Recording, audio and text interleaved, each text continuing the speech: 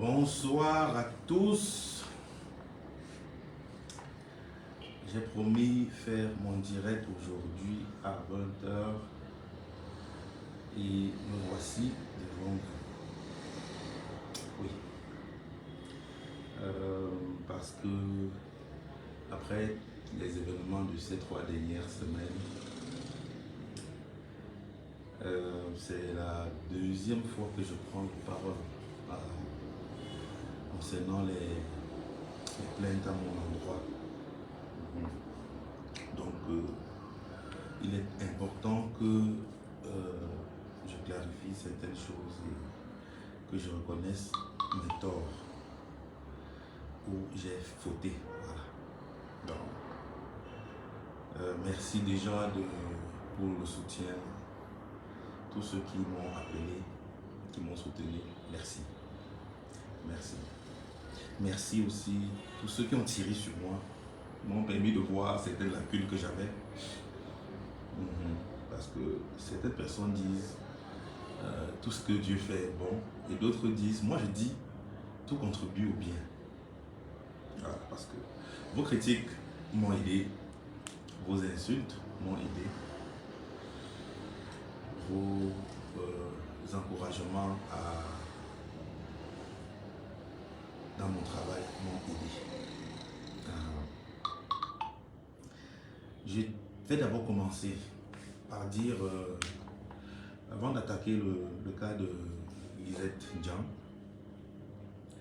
je vais d'abord demander pardon à toutes les mamans, tous les papas, tous les frères et sœurs qui, à travers Facebook, j'ai choqué quand j'ai fait la vidéo dans mon salon avec mes comédiens derrière.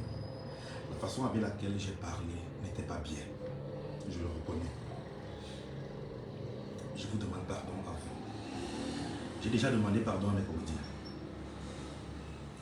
Et c'est sur Facebook que je vous ai choqué. Et c'est sur Facebook qu'il faut que je vous dise, je suis désolé. J'étais dans un état d'esprit ce jour un peu pas bien. Pourquoi? Parce que vu les accusations portées à mon endroit, j'étais pas bien. Même comme je faisais pareil, je voulais faire voir autre chose, puisque je suis un homme qui n'aime pas montrer qu'il est faible. Mais ce jour, les premières accusations à mon endroit portées par mon ancienne actrice m'ont choqué, m'ont vraiment choqué. Et ce jour, j'ai dit à mes comédiens qui sont de seconde zone, après Laetitia, et que c'est Laetitia que je vais, même si c'est vrai que c'est Laetitia que je mets en avant, je ne vais pas le leur dire comme ça. Beaucoup de grands frères me l'ont dit à travers des vidéos, beaucoup de grands frères me l'ont dit, beaucoup de grands frères m'ont appelé et me l'ont dit. Je n'aurais pas dû faire ça, je suis désolé, je vous demande humblement pardon. Vous savez, il y a un adage qui dit, l'homme n'est bon, c'est la nature qui le rend mauvais. C'est pas pour dire que je suis un homme mauvais, c'est pour vous dire ce que j'ai traversé, moi, dans ce monde, pour être l'homme que je suis aujourd'hui. Je n'ai pas eu que des fleurs sur mon chemin. J'ai créé le Business Comedy Club en 2012. Le chemin n'a pas été facile. Il fallait travailler dur pour se faire un nom. On a travaillé très dur pour se faire un nom. À un moment, on a compris que quand on est célèbre, ça ne paye pas le loyer. J'ai été toujours un réalisateur, un manager très rigoureux. Et dans ma rigueur, j'ai sûrement choqué aussi beaucoup d'acteurs. Dans ma rigueur, dans ma façon dure de gérer mon équipe, j'ai sûrement choqué aussi beaucoup de collaborateurs. Je ne le faisais pas parce que j'étais mal intentionné, mais c'est parce que je voulais que le résultat soit là. Et mon parcours avec certains collaborateurs, on a dû se séparer à cause peut-être de ma façon de gérer avec une main de fer. Malgré ça, les résultats, on les a vus. Et c'est parce que c'est ma rigueur qui a fait que ces résultats soient là. Peut-être je n'ai pas utilisé parfois les bonnes méthodes, mais Si j'ai choqué aussi certains collaborateurs avec qui j'ai fait chemin, je vous demande pardon. Je le faisais juste pour que le travail se passe bien. Parce qu'on est dans un pays où, quand on est star, c'est pas ça qui paie le loyer. Ailleurs, la stamina paie le loyer. Mais ici, c'est la stratégie de la stamina qui paie le loyer. On est dans un pays, où les célébrités meurent de faim parce qu'ils demandent la cotisation. J'ai vite défini comme ça. C'est pour ça que j'ai été très rigoureux. Je vous demande pardon si je vous ai choqué. Mais je le faisais. J'ai été rigoureux parce que je voulais que le travail se passe bien. Ce jour-là, donc, pour revenir à cette soirée, j'étais accusé par mon ancienne actrice qui a été éjectée de mon équipe parce qu'elle s'est mal comportée.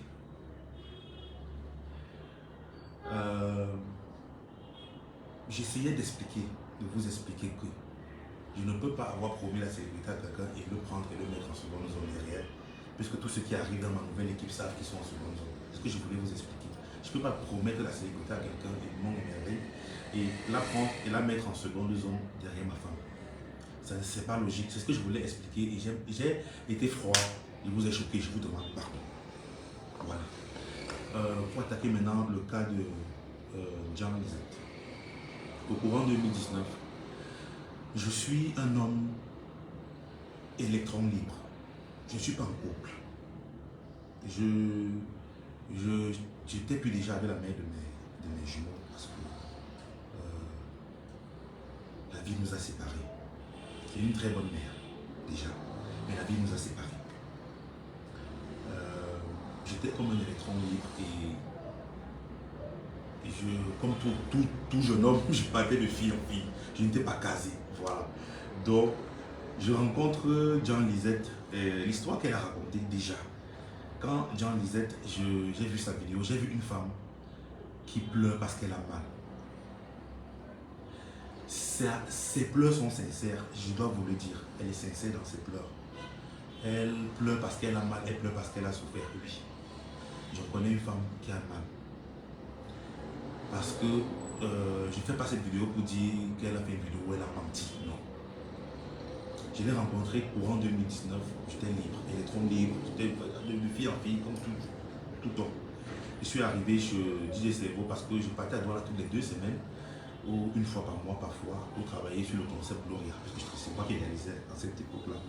Chez DJ Cerveau, j'ai rencontré cette fille. Et on a commencé à flirter ensemble. Et à la même période, Laetitia Ndiassi, que je connaissais depuis 2015, fin 2014, nos chemins se recroisent et on commence à sympathiser. Pendant que Laetitia et moi, ça devenait plus sérieux, avec Lisette, j'ai commencé à prendre du recul. J'avais une relation avec elle, c'est vrai. J'ai commencé à prendre du recul du côté de Lisette. Ça ne passait pas bien. On s'entendait pas bien parce que c'était une fille qui était bien dans cette relation et moi je commençais à prendre du recul. Donc quand Lisette m'appelle pour me dire qu'elle est enceinte, ça faisait peut-être déjà 3 semaines, 2 semaines, c'était trop. On ne s'était pas vu. Je prenais du recul plus avec Lisette comme ça, à devenir sérieux.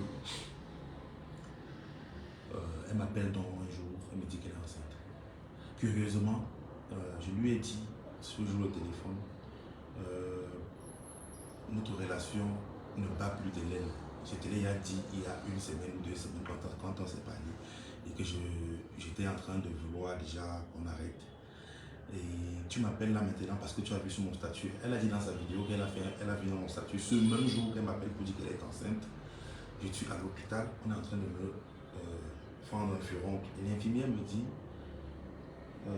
tu as enceinté une fille quelque part. J'ai dit oh, arrête-moi les blagues et tout. J'ai mis sur mon statut. Et le même soir, elle m'a appelé pour me dire qu'elle est enceinte. J'ai pris ça comme une blague en ce moment-là. J'ai pas pris ça au sérieux. J'ai pas pris l'information au sérieux. Parce que pour 2 raisons, j'étais en train de prendre du recul dans la relation et je lui avais dit. 2, j'avais mis un statut où j'étais en train de dire on m'a dit que j'ai enceinté une fille et tout. Je lui ai dit tu me dis ça parce que tu as vu mon statut. Elle m'a dit non. Je n'ai pas pris ça au sérieux. Quand elle a insisté, j'ai même bloqué. Je l'ai bloqué. L'idée c'est vous m'appelez 2-3 jours plus tard. La copine ils m'ont appelé. Je n'ai pas pris au sérieux parce que je me disais, et ils étaient en train de blaguer. Je n'ai pas pris ça au sérieux, sérieusement. En ce moment-là, je partais plus à Douala parce que j'avais arrêté mes activités. Je ne réalisais plus Gloria comme série. Curieusement, donc, quelques mois plus tard, Cerveau m'envoie une photo d'elle avec le ventre. Jusqu'à là, je ne prends pas au sérieux parce que je dis arrêtez Cerveau, arrêtez de monter des choses parce que et tout. Entre-temps, Lisette m'a contacté avec un autre numéro et on a commencé à échanger. Je lui ai dit je ne veux pas avoir un enfant. Si tu dis que tu es enceinte, va chercher le père de ton enfant. Je ne sais pas avec moi et tout. Et je n'y crois même pas d'abord et tout. Voilà. Elle ne faisait qu'insister. Et ce qui fait que plus tard, donc, je partais plus à Douala. Donc, tout ça se passe par téléphone. Donc, après 2 mois, après 3 mois et tout. Plusieurs mois après, donc, il m'envoie les photos du bébé. Elle a accouché et tout. Jusqu'à là, j'ai bloqué. À un moment, donc, j'ai commis une erreur. J'ai commencé carrément à la détester. Pourquoi? Parce que je me suis dit, pourquoi est-ce que tu veux me retenir avec un enfant et tout? J'ai bloqué depuis le premier appel et j'ai dit je ne veux pas entendre parler et tout. C'était une erreur de ma part. Parce qu'une fois qu'elle a accouché, j'aurais même dû me rendre sur place pour essayer de voir de quoi il est question et vérifier et tout. J'étais à bloquer, j'ai commis cette erreur-là. Ce qui fait que j'ai continué dans ma relation avec Laetitia parce que ça devenait sérieux et tout et tout. Jusqu'aujourd'hui où en ce moment, Lisette avait contacté ma mère. Ma mère m'a cassé les pieds à cette époque-là.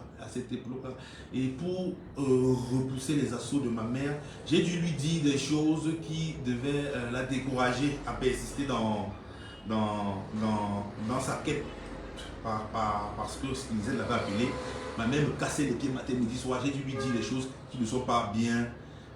Pour la décourager par rapport à ça, parce que je ne voulais pas entendre parler, c'était une erreur de ma part. Quand ça a ressurgi sur internet, ma mère m'a encore appelé, elle m'a dit si tu ne veux pas que je me déshabille, c'est la règle de cette situation. Et tout. J'ai appelé DJ Cerveau hier matin avant son direct, il lui a dit il faut que je parle à Lisette, donne-moi son numéro de téléphone. J'ai été surpris de voir son direct encore à 16h. J'ai fait cette vidéo aujourd'hui principalement pour dire à Lisette, j'aurais dû prendre au sérieux. Au départ, je n'ai pas pris au sérieux. Je pensais que c'était une blague. Donc, je n'ai pas pris au sérieux. Vous tous qui regardez mon quotidien avec la télé-réalité de Laetitia qu'on a lancé, vous voyez comment on vit.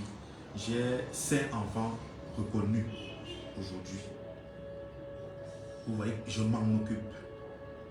Je m'en occupe quand un père doit s'en occuper. Ce n'est pas un 6e qui devrait faire problème. Mais j'aurais dû aller m'enquérir de la situation quand il était encore temps. Je demande pardon à Lisette. Je vous demande pardon à vous, aux mamans, aux papas, que cela a choqué. J'ai appelé Lisette déjà hier. J'ai appelé Lisette aujourd'hui, on a parlé. Et il est question qu'elle fasse remonter l'enfant et ma maman et moi on ira vers elle. Et je prendrai mes responsabilités. Je vous le promets. Donc, cette vidéo est pour vous faire comprendre que j'ai commis des erreurs. Je promets prochainement de séparer ma vie familiale et ma vie professionnelle. J'ai appris de mes erreurs. Je vais séparer désormais ma vie familiale et ma vie professionnelle. Je vais apporter beaucoup de changements dans ma vie familiale. Je vais apporter beaucoup de changements dans ma vie professionnelle. Beaucoup de changements, je vous le promets. Et ma vie professionnelle deviendra désormais plus professionnelle, des acteurs aussi plus professionnels. Je vais changer beaucoup de choses. Voilà, je vous le promets. Cet enfant aura l'amour dont il a besoin. Je vais me rattraper. Encore une fois de plus, je vous demande pardon si je vous ai blessé. Lisette et à vous. Merci.